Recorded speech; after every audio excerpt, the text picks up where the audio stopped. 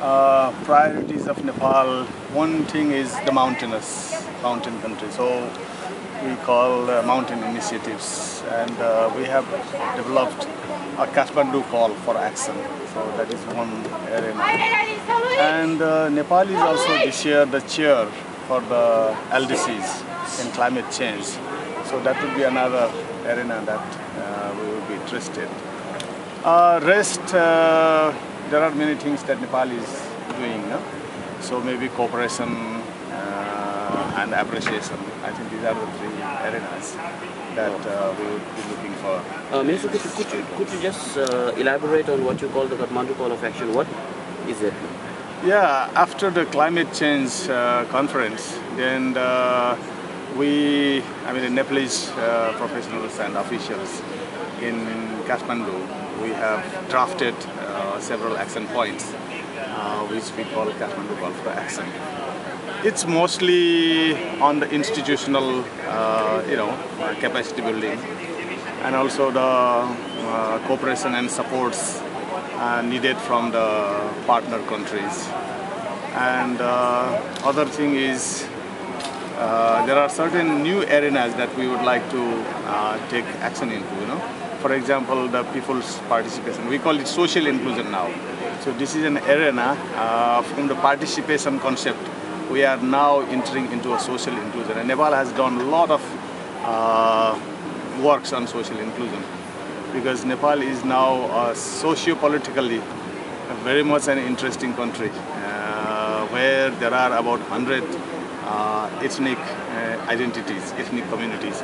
And it's an interesting how all these different cultures come into play to address the development issues. So this Kathmandu Call of Action is not really mountain specific, but it is what Nepal will be fighting for, which includes the mountains. Yes, includes the, but Nepal is in general a mountainous country.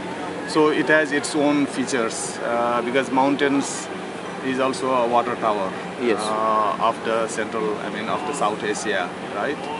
So we have to preserve the mountains, and then we are now coming into certain problems, like the snow is now melting.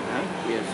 Because of the carbon, and also because of the warming, global warming, temperature rise. So the high mountains, that was quite unique, is now losing its phenomenal position. Yes. So that demands a big address on the front of the economic activities. How do we preserve these Himalayas, where the snow as a reservoir of the water?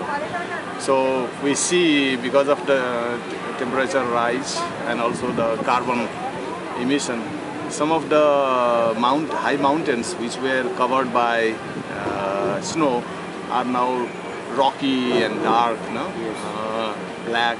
Yes. So this demands a concern for the whole world, actually, not only in Nepal, because it affects the water system of the whole region.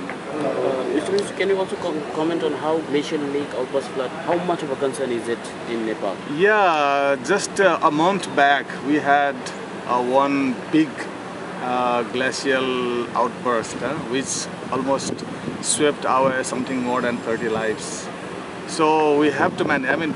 This was there. We were conscious of, but then we did not pay enough attention. How should we manage it? All these the glacial outbursts. So we are more concerned about the glacial outbursts and its impacts downstream. Of course, right on the mountains, it itself is a problem, but we cannot do much on the high mountains because it's more affected by many other factors rather than the local communities. But we have to get prepared the consequences that may happen in future, because on the downstream, on the river sides, when the flood came down, so it swept the markets, the villages, and the people. So this was something that we didn't calculate of that magnitude it could happen. So it makes us more concerned about this issue. So where do you stand in the green economy negotiations in Rio? Yeah, green economy, I think that's what Kathmandu call for action, or local action. When it comes to economy, we have to define what kind of economy. See, something like 30 years back in the mountains in Nepal, we were talking about subsistence economy, a farmer subsistence. I mean, they could produce their own needs. But now it is no more the case, because most of even these farmlands in the mountains are affected by the markets.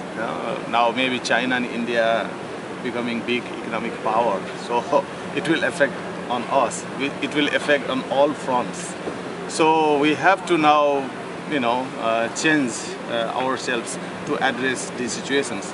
So whether we go for a material affluence, the material growth, or we take a middle part, something like the Thai people are taking, like sufficiency economy. So we'll have to design or plan our economic activities, whether we earn a lot of foreign money and then import a lot from the other countries, or we try to come to a standard that there are certain, like sufficiency. Now we have certain productions for our own sufficiency.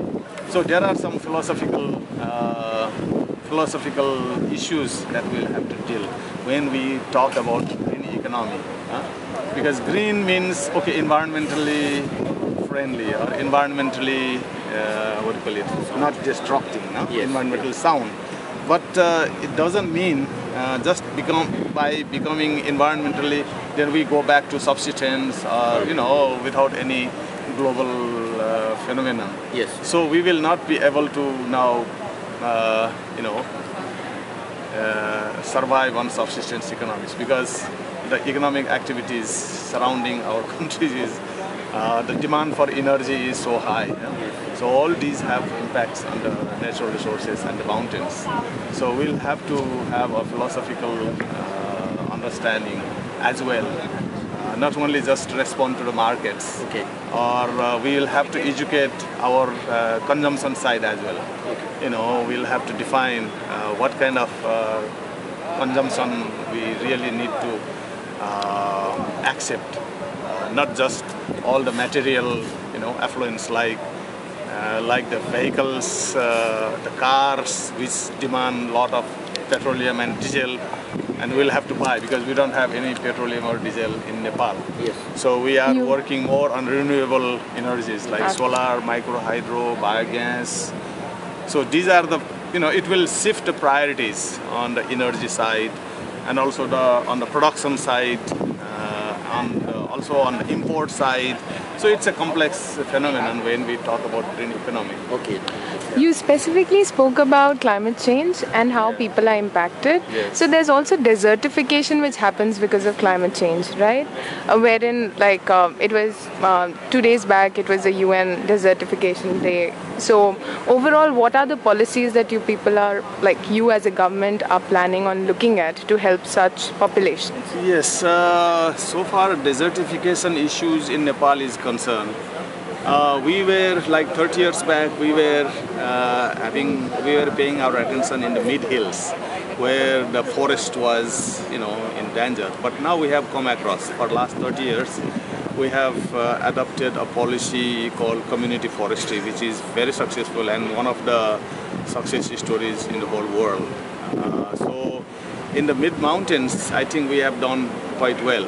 But now the problem is in the Tarai, in the southern flatlands, plains, where the Churia Pahawar, we have a Churia, it's a low hills, and then the activities, human activities is increasing because of the migration and also because of the economic activities in the Tarai. So Tarai, the plain lands of Nepal in the south, is like our granary. But now there are a lot of floods and landslides, and also the productivity of the soil is unquestionable. So we are more concerned with the kind of a slow process of desertification of our main granary, main grain land. Of course, it is that piece of area is also bordering with India, northern part of the India, the Indo-Gangetic Plains. But that will also affect the Indo-Gangetic Plains because of the activities in Nepal. So our president has put a special program to preserve Churiya Bhabar range. I mean, that would have connotation with the desertification. So we are now starting paying attention in this area. The middle hills, I think we have taken care of. High mountains, because of the climate change, something we cannot do on a human scale, and we just have to prepare ourselves because it is a global phenomenon. Yeah. One last question. Just one last question. The thing is, what would you expect or what do you want out of Rio Plus 20, the ideal document for Nepal, if you're talking about it? We would like to have mostly 3 areas. Institutional setup, because the Rio Plus talks big things, but to match with, we'll have to have institutional arrangements, to address. So that area we would like to have some progress. Another is global support or partnership, whatever you call it. There are certain countries which cannot afford, and there are certain countries which must help. This is something, and another arena that we would like to see is the full participation. I mean, the role of the local population. How can we really make them, responsible or make them take interest? It's not only the government officials and experts, responsibility and accountability. It has to come to the people's level, because the impact is so wide and so profound that we have to make the local people capable of doing it. This we call, now is participation is, the quality of participation has changed. So we are talking in terms of social inclusion. Yes. Social inclusion addresses the cultural, entities of the communities, which has to be culturally acceptable.